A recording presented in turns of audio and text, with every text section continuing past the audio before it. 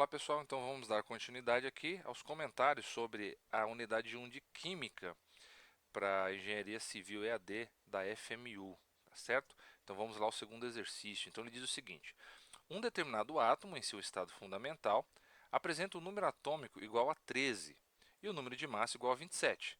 Sobre ele é correto afirmar. Aí vem aqui algumas alternativas, né? Então vamos recapitular aqui o que seria isso. Então a gente tem que lembrar que o átomo ele é composto pelo núcleo, certo? E pela eletrosfera. Na eletrosfera é onde os elétrons ficam orbitando aqui ao entorno do núcleo, tá? O núcleo é onde está concentrada a massa do átomo, tá? Então o núcleo ele é formado por cargas positivas, que são os prótons, e por cargas eletricamente neutras, que são os nêutrons, tá certo? Então a massa do átomo fica localizada então aqui no núcleo, tá? E sendo que o elétron, que tem carga negativa, ele fica orbitando ao redor desse núcleo, tá?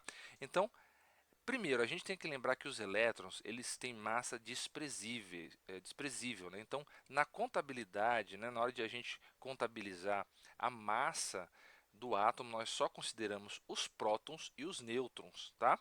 Ou seja, a massa do átomo é a soma entre os prótons, o número de prótons e o número de nêutrons, tá? E nós colocamos isso com a letra A, né? Então A é o número de massa desse átomo, tá? O número de prótons também é conhecido como número atômico e é representado pela letra Z. E o número de nêutrons é representado pela letra N, tá certo?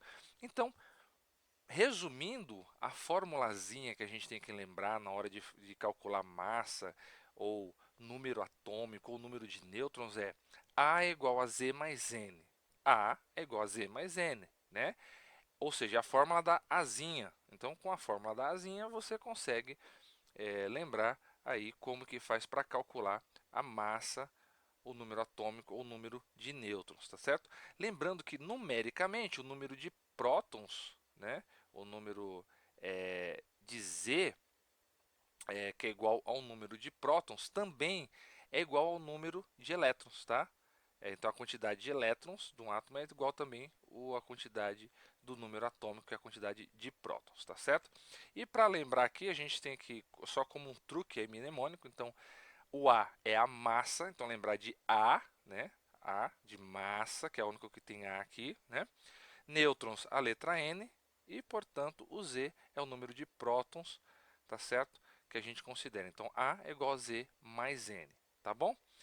Bom, então dito isso, o que a gente tem aqui? Se um determinado átomo em seu estado fundamental, ele apresenta um número atômico igual a 13, então ele já deu o número atômico. O que é o número atômico? O número atômico é o Z, né? E o número de massa igual a 27. Então ele deu a massa, né, já desse átomo. Então, com isso, o que a gente consegue calcular? O número de nêutrons, né? Então, lembrando, A é igual a Z mais N. Aqui no exercício ele deu que o número atômico, que é o Z, é igual a 13 e que a massa total é 27, né? Mas nós sabemos que a massa total é o número atômico mais os nêutrons, né? Então a gente tem que o número de nêutrons é igual ao número de massa menos o número de prótons ou o número atômico. Então nós temos que o número de nêutrons, né, é 14, ou seja, esse átomo aqui, né, ao qual ele se refere, apresenta 14 nêutrons, tá bom? Então sempre lembrar da formulazinha A igual a Z mais N, que esse tipo de exercício aqui vocês matam aí com facilidade, tá certo? Então só lembrando aí, não deixe de se inscrever no canal, dar o seu like e ativar o sininho para receber as nossas novidades, as nossas notificações, porque isso vai nos ajudar bastante, principalmente para mantermos esse trabalho aí, apoiando vocês e ajudando vocês nessa jornada, tá certo? Então, até o próximo vídeo.